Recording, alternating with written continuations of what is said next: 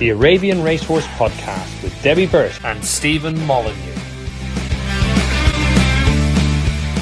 Hi, and welcome to this special Goodwood edition of the Arabian Racing Podcast. I'm joined by Stephen Molyneux, who is in the UK this time. Hi, Stephen. Hi, Debbie. How are you? Yeah, very well, very well. Enjoying a holiday here? Yeah, nice couple of weeks away. The weather's been pretty good so far, and obviously looking forward to Goodwood this week. Absolutely. Were you here for the heat wave? Was it comparable to Dubai? The 2-day heat wave. Yeah, yeah. Well, I'd say Dubai was still a little bit warmer, but obviously harder to get out of it over here. It did seem a bit of a storm in the teacup, but no, it was pleasant enough, should we say? Right. Well, we're doing this just on the cusp of declarations, so there's a chance that one or two things that might change. But from the declarations and jockey bookings we've got so far, we've got, we hope, 11 runners for the Qatar International Stakes, which is our most valuable race of the season. It's worth £400,000, and it's always an exciting race, isn't it? I mean, we've got yet again a fabulous selection of top class and highly rated horses, and I'm really looking forward to it. Yeah, it looks a cracking race. I think it's really settled into the calendar now. There's obviously Group 1s that take place in France, sort of May, June onwards, but it's the start of the season almost. You've got the horses that come back from Qatar, obviously ones that have run in Saudi, and obviously the French Derby winners taking on the elders as well. So it's a starting point for some, but it's obviously a very lucrative race. And but I think one of the best fields we've had. I think more often than not, you can say that the UK-based horses are running for the 5th and 6th prize money, but in this case, they might even struggle to get in the first 5 or 6, given the depth of quality that we've got. Yeah, so if we run through them now, we'll take them in expected race class order. Obviously, we've got Al Kaiser at the top there. He was 6th in this last year. Obviously, the last couple of years, we've had the COVID issues where people have been a little less reluctant to come. He'll be wearing blinkers, and I've just learned partnered by Dan Muscat. So what do you think of him? Yeah, well, he's obviously been one of the higher rated UK-based Arabians for some time. Maybe that particular crown, if you want to call it that, is slightly on the wane. I mean, he's obviously an 8-year-old now, and he's not been disgraced this season, particularly behind Nasser at Doncaster, first time up off a mark of 95. He was then soundly enough beaten over 6 furlongs last time at Newbury. So both those runs do suggest he's going to struggle to truly threaten to win the race. Finished 6th last year, as you said, behind Lady Princess when beaten around about 12 lengths. And is a similar sort of performance going to get him in the top 6? Probably not quite as good as he was 12 months ago, and as we've already alluded to, a better quality of horse in this year's race. So I think Connections will be delighted if they could grab some prize money, but it does look a tall order. Yeah, and I mean, he's been versatile and won 5 races over a whole range of trips from 6 furlongs to 2 miles, and he's very solid at his level in the UK, and certainly the lower end of the black type scale. But this is a really strong race, isn't it? And as you say, I think he's going to be struggle, but useful on his day. Next on the list we have Jaffa. He's going to be partnered by Tom Marquand, and he'll be making his debut for Francois Rowe, having been trained in Qatar by Jazim Ghazali. And he looks interesting. He won the Qatar Guineas in November, and he did actually beat First Class on that occasion. Although watching back the video of that race, I did think that possibly First Class didn't get the best of runs, and by the time he was in a position to fully go, Jaffa had already gone, and the race was over. What do you think of him? Yeah, and obviously First Class has improved fairly significantly since then. He's got some good pieces of form. He did well early in the campaign in Qatar, winning 3 or 4 times, and I suppose you could argue he was found out to a degree as he stepped up in grade, including the Group 1 last time, where he finished 3rd behind Samler. He was giving that horse plenty of weight, 4 kilos, the weight for age at that time of year, Samler being a 4-year-old in receipt of that. So he is roughly a couple of kilos better off, but is that quite enough for him to reverse form with Samler? I would certainly doubt, given the potential of that horse. But he's he's a solid enough prospect, I guess, is the best way of describing him. He's got an official rating of 108, which puts him in the frame in a Group 1. But then you look at the horses that he's up against, and they're all mid sort of 120s. Certainly, Lady Princess and First Class, with maybe one or two others who could reach that level. Certainly Samler. So I think he's got to improve. Could easily do so for one of the best handlers of Arabians around in Francois Roja. But yeah, probably needs to take his form to a new level, and needs one or two to underperform. But the trip is probably quite an important point to make, isn't it? The mile is fairly unusual for these top level Arabians. We mainly deal with 10 furlongs and above. I think the mile fits in nicely, given that it's at the start of the season, relatively speaking. So that horse Jaffa is proven over a mile, whereas others are dropping back. So that's in his favour, but it's probably a small point in his favour, and he does need to improve.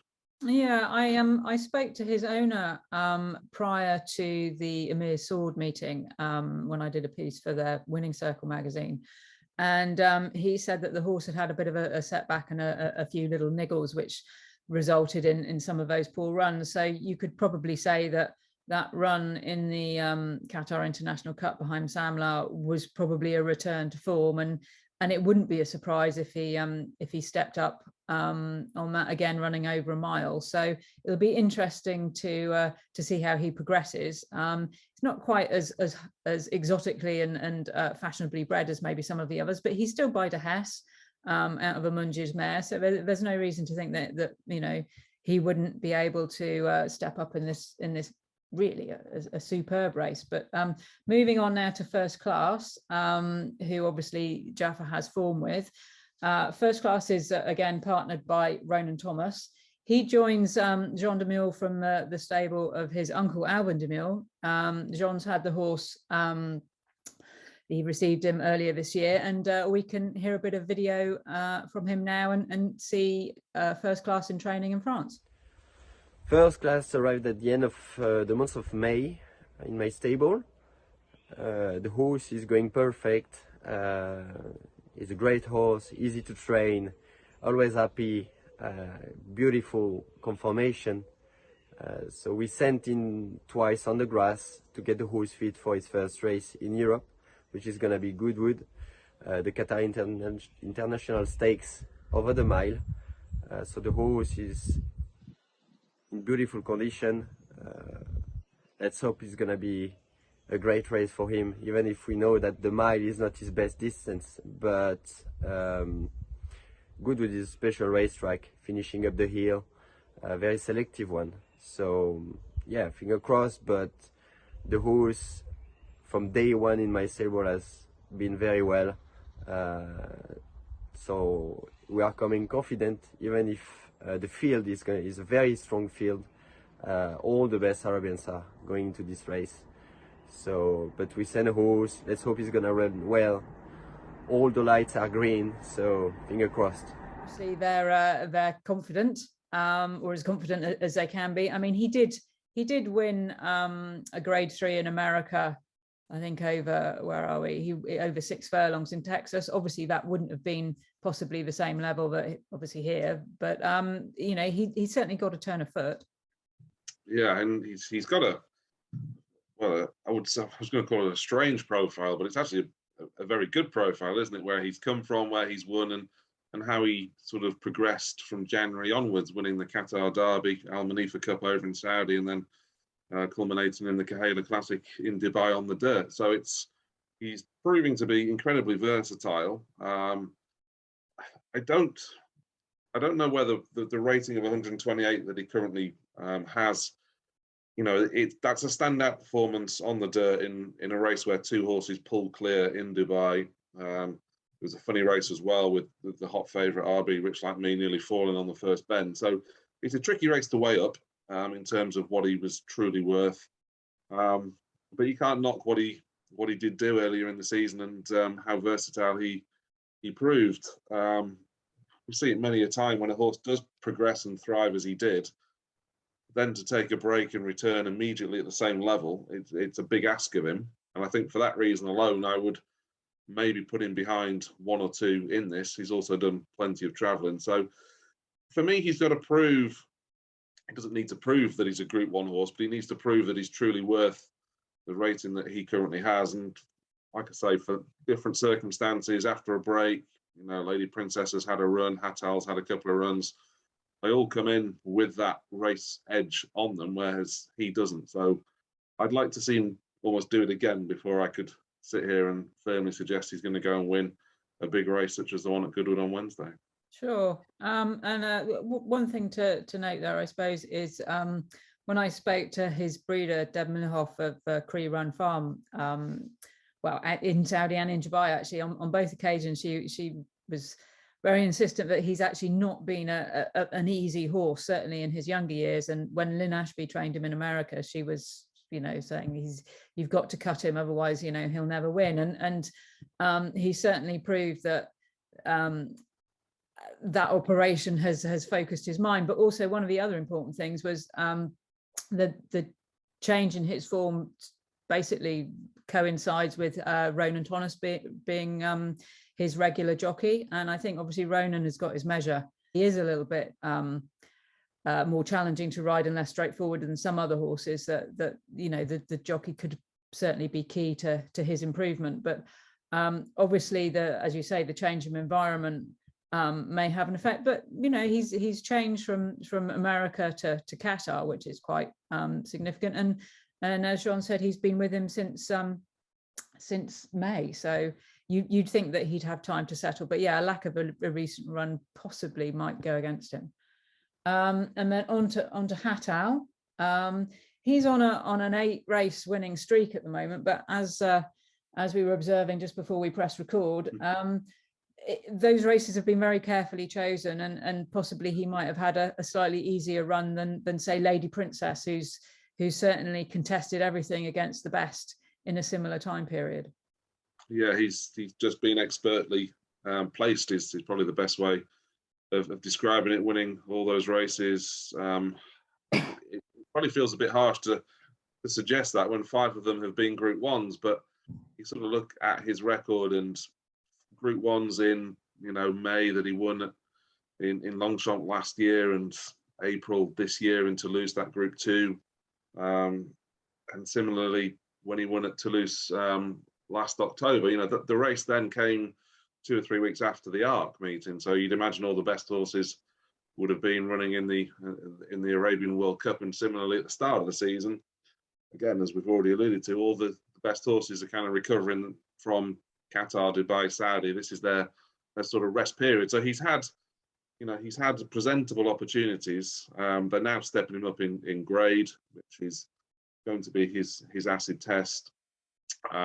He's lightly raced, and he's obviously had his issues. He did miss the second half of last season, so I'm not for 1 minute suggesting that they've dodged these big races. He's probably had those issues to suggest that he needed a break and to come back now. So he's got it to prove in terms of the quality of horse he's beaten.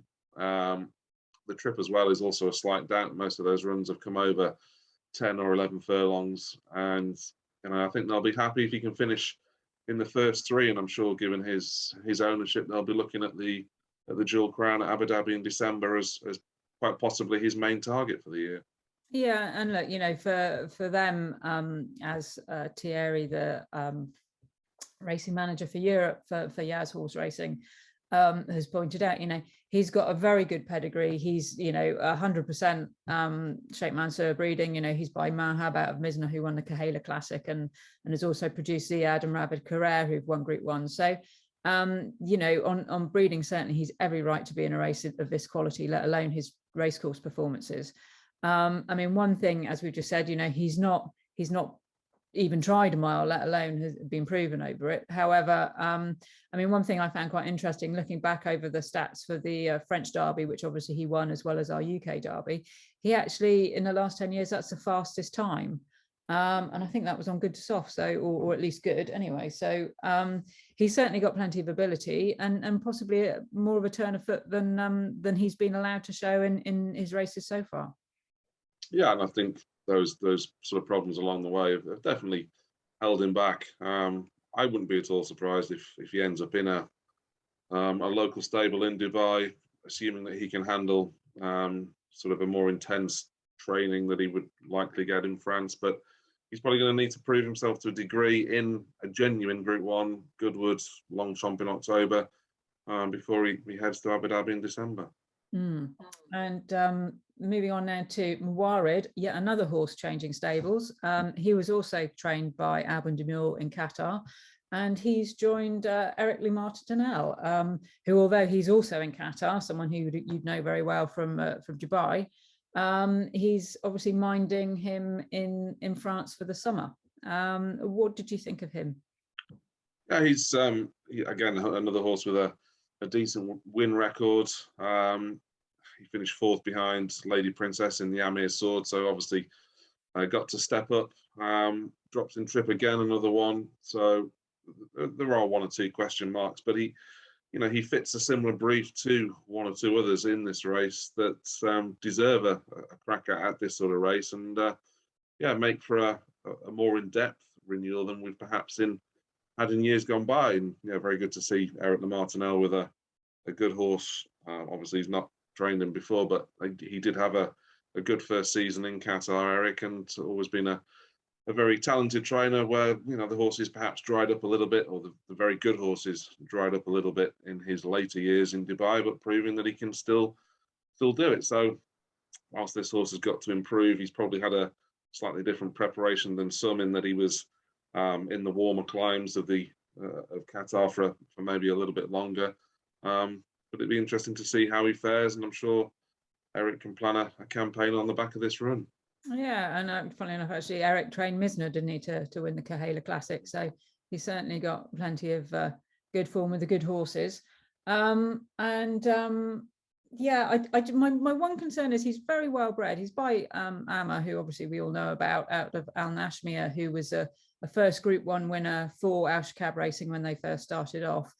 He's obviously taken a little bit of time to come to hand, and again, he's been fairly gently campaigned, and it's really only the last couple of runs when he's been stepped up. And by now, usually the Qatari horses have usually they've had a run in France, and they've run in the two big Group 1 races for 3-year-olds out there. So the fact that they've held back with him suggests that maybe he probably had some problems at the beginning of his career, which is why we didn't see him.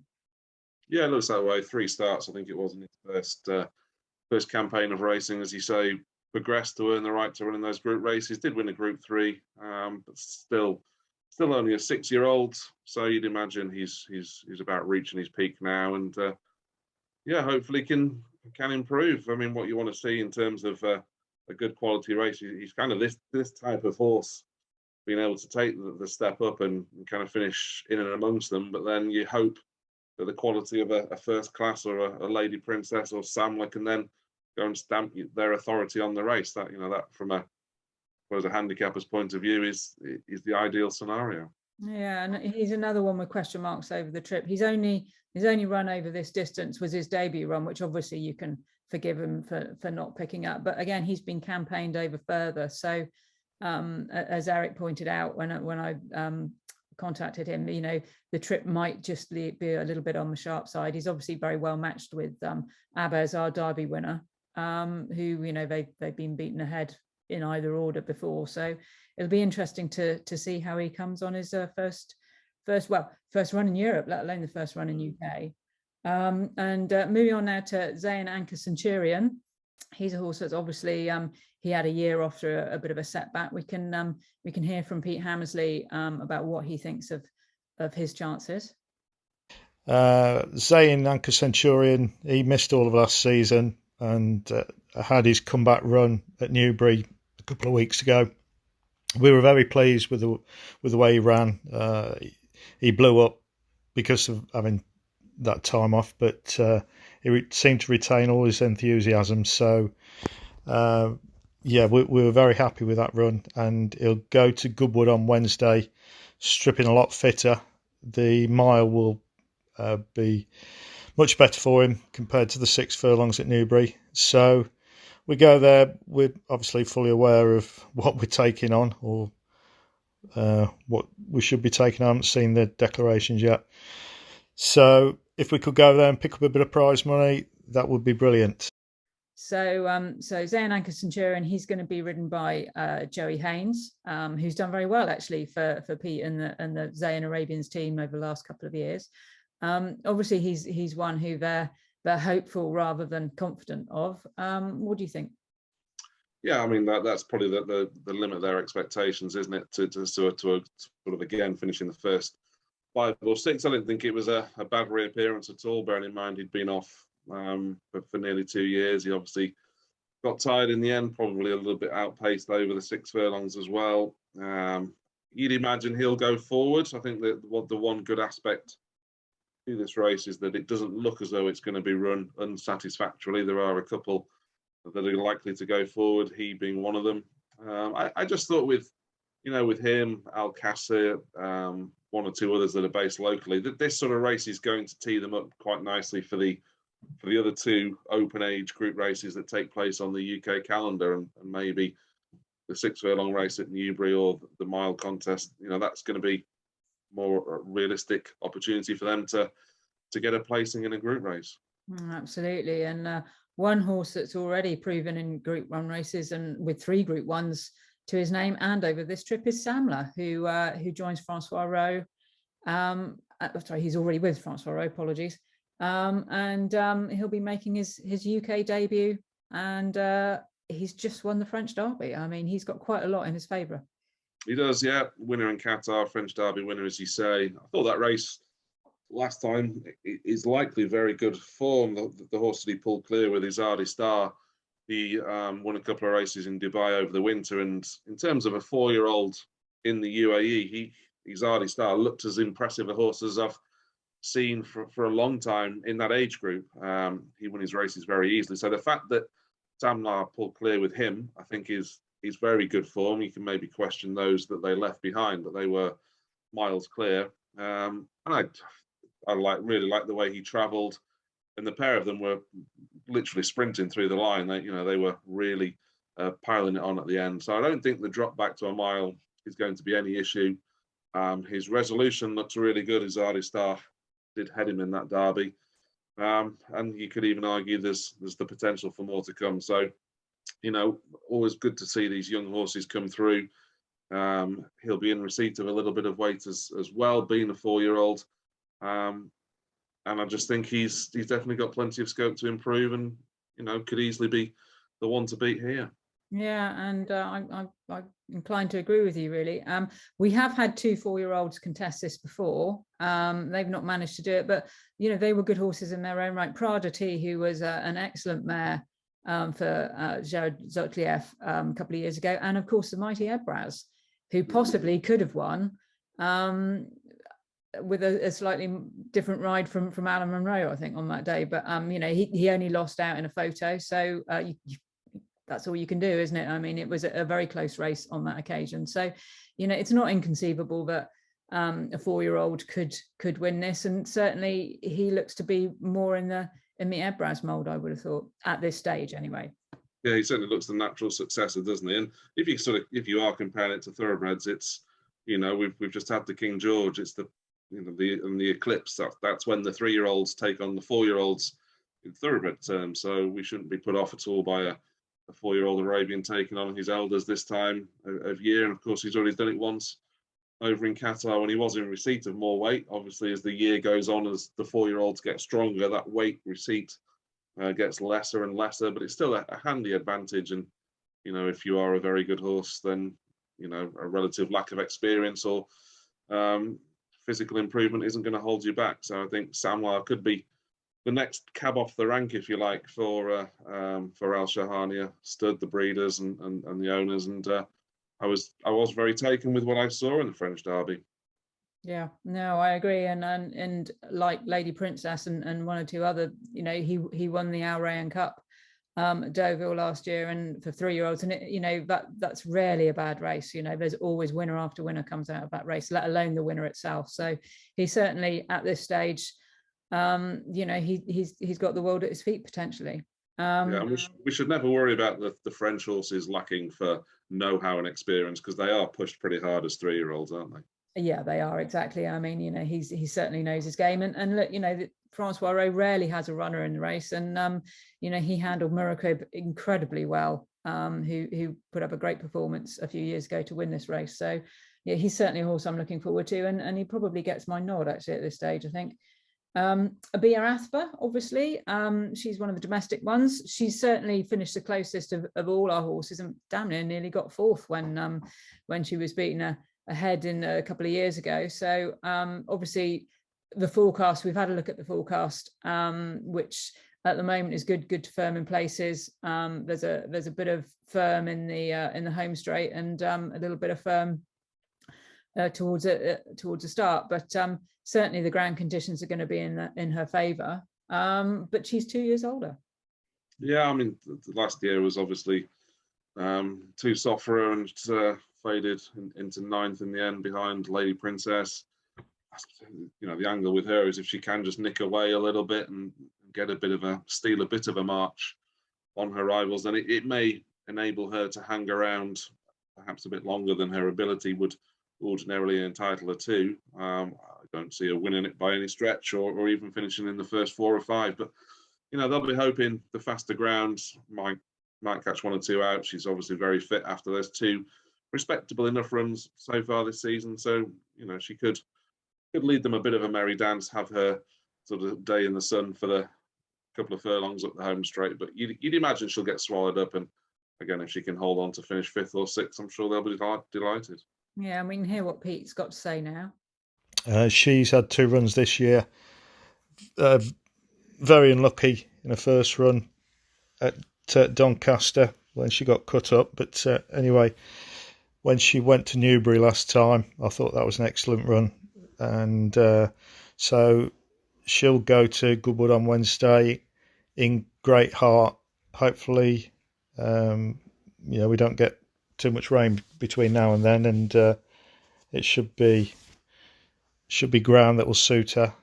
So we're looking for a run similar to what she did 2 years ago when she was just touched off for 4th place.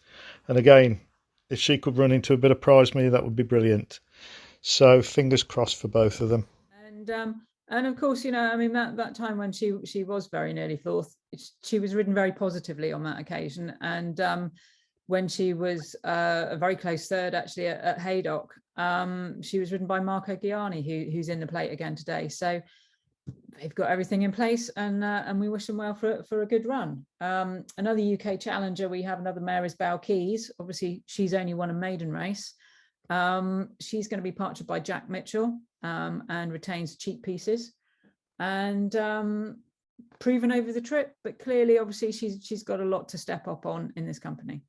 Yeah, only finished 2nd off a mark of 77 last time, which probably says it all. But new owners in Gary Allsop to the game, they'll be having a good day out at Goodwood. I'm pretty sure they'll be realistic or happy to admit that that's probably the main reason that they're in the race. But again, these opportunities to maybe finish 6th, they could earn enough prize money to have paid for the whole year. So they'll be hoping to sort of grab a bit of that, I think, more than anything. Great sporting run, and she could. At the end of the day, her Dame Najla was a very, very close 2nd in the Derby at Newmarket here, when the Derby used to be run over a mile. So she's got it in her pedigree. She's by Majani, who won 3 Cahala Classics, but yeah, it's a big ask on what we've seen of her so far.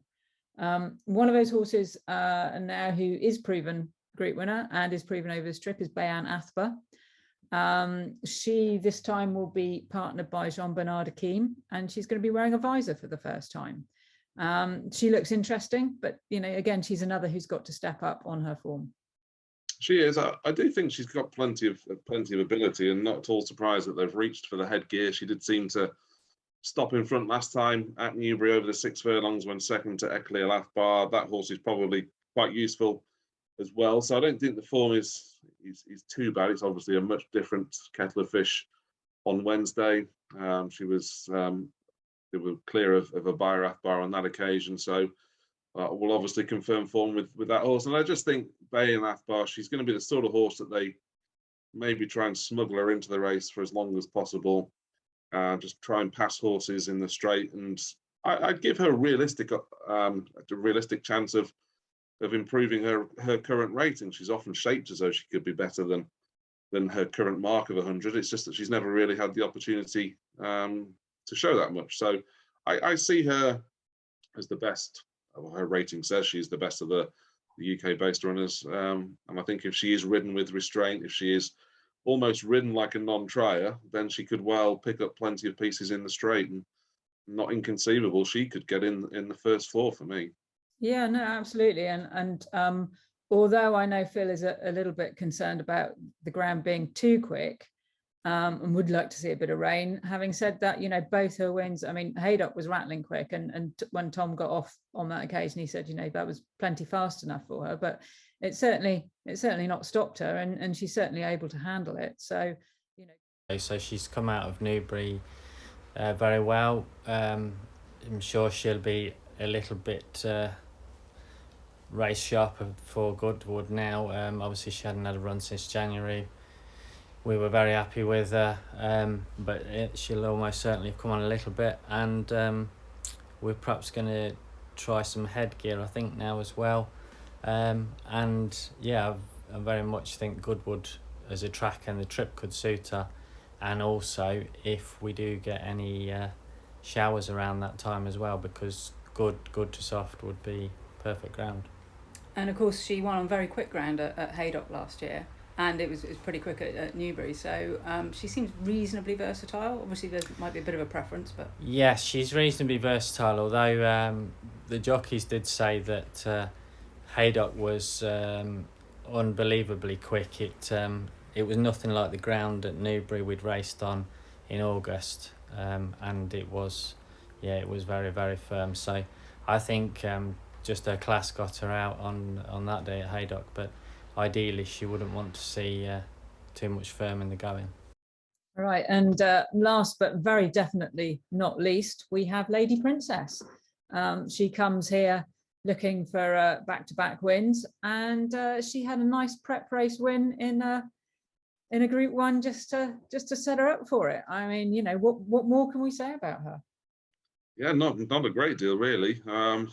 She obviously won the prep this year, which was one better than was the case 12 months ago. I was actually quite impressed with that victory. I know it was a small field, obviously a messy race, but you know, she really put her head down and won as she was entitled to. The distances weren't much, but you know, it was a steadily run affair, and they were never going to beat her up too much on what was a prep for obvious bigger targets. But she was very impressive in the race 12 months ago. I think it's quite obvious, as we've already mentioned, that it's a better renewal this time around. So I know she beat Ebraz by 3 lengths last year, but it was probably an Ebraz that was on the wane ever so slightly, as his age would suggest.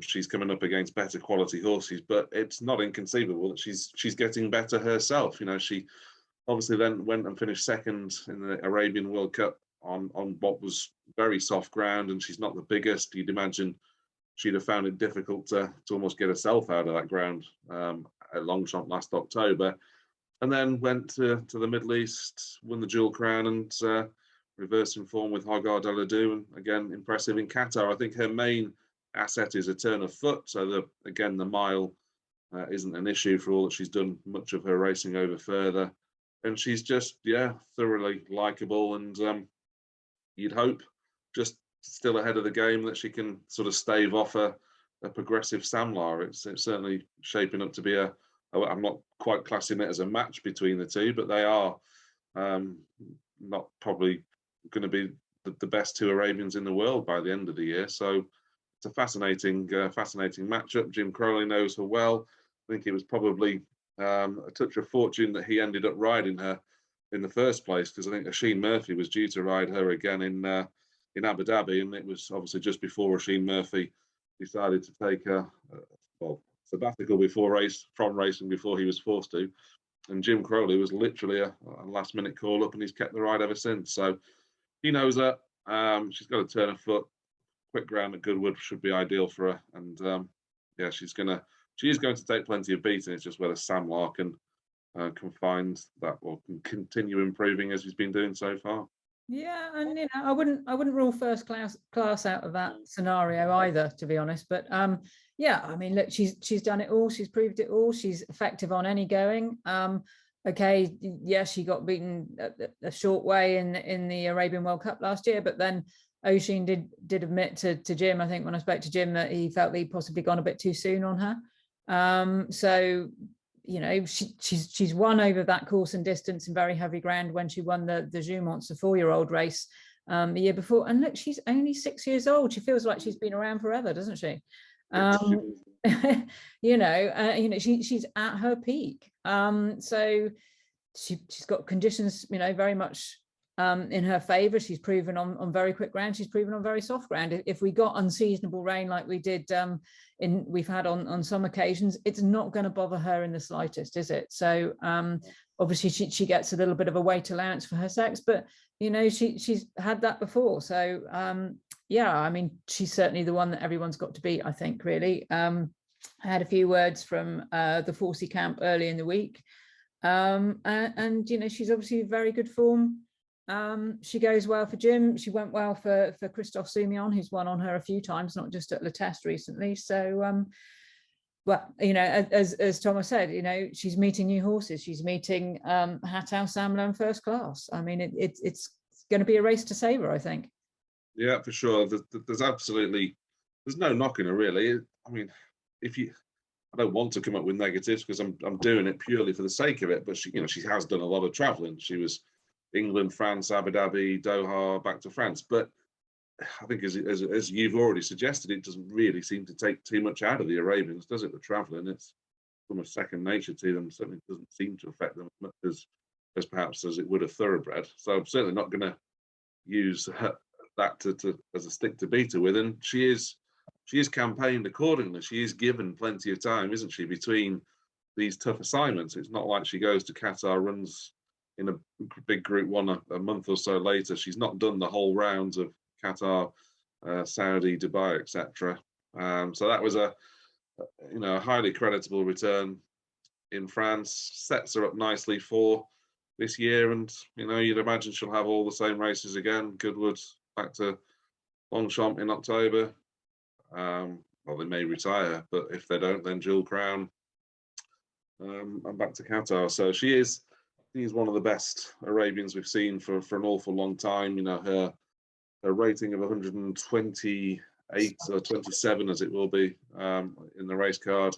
Bearing in mind that the weight allowance that she gets, that puts her right up with certainly any of the best Arabians that I've dealt with in the 10 or so years that I've been doing this. Yeah, no, absolutely. And are you going back to the ratings and so on? You were saying you weren't quite sure about First Class's rating of 128. Presumably that was an international rating, not your rating as a UAE handicap, or had you not taken over at that point? I hadn't taken over at that point. I have done the ratings for that race as a separate thing, and I kind of had him more 124, 125. I think the biggest issue with the Kahala Classic rating is that there's then such a break after the March. You don't get to see those horses again. So as a one-off standout performance, they could be well worth that sort of rating. But in terms of producing it time after again, then they may struggle to do so. But look, time may tell that he's fully worthy of it. Curtis Del Rock, the horse that he pulled clear with, is likely a very good horse in his own right. He's just had quite a few issues along the way. So it could be a dirt-specific March rating that he could well reproduce if he ran in the Kahala next March. I just wonder whether a mile on turf on the back of a break is going to be conducive to him producing such a figure. Whereas we know, I think Lady Princess is going to, and Samlar has the potential to take that next step up and find the extra length or two, which he clearly needs to trouble her. Yeah, I think it's certainly going to be a race to savour, and one that I'm very much looking forward to. Well, thank you very much for your time, Stephen. No problem. And we'll be back, and we'll do an overview of the racing we've had so far and the season that we've seen in the UK. So thank you very much. Bye bye. No problem. Bye.